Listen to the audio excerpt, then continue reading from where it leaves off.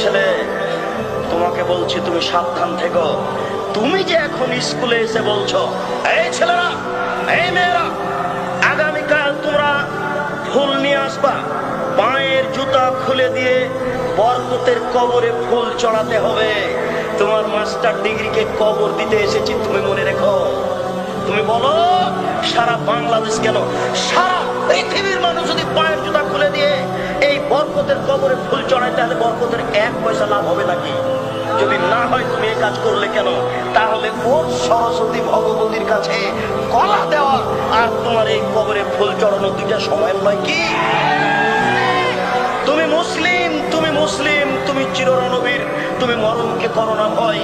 তোমার ইতস্ত বোধ করা দরকার ছিল, তোমার লজ্জা বোধ করা দরকার ছিল, তোমার বিদ্যেকে মূল্যায়ন করা দরকার ছিল।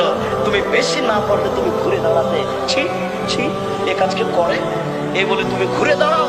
বাঁচার পথ আছে। তুমি শিক্ষক হয়ে কাজ করো কি করে?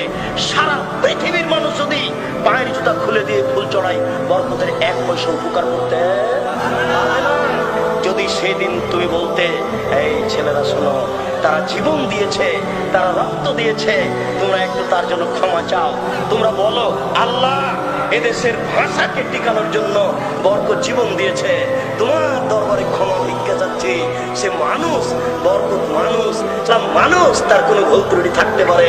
তোমাকে বলছি, দয়া করে তুমি তাকে ক্ষমা করো, দয়া করে তুমি তাকে ক্ষমা করো।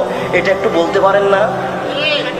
কাপুরুষ ছেলে তুমি, তুমি সুন্দর ছেলে নও, অভিশপ্ত ছেলে তুমি।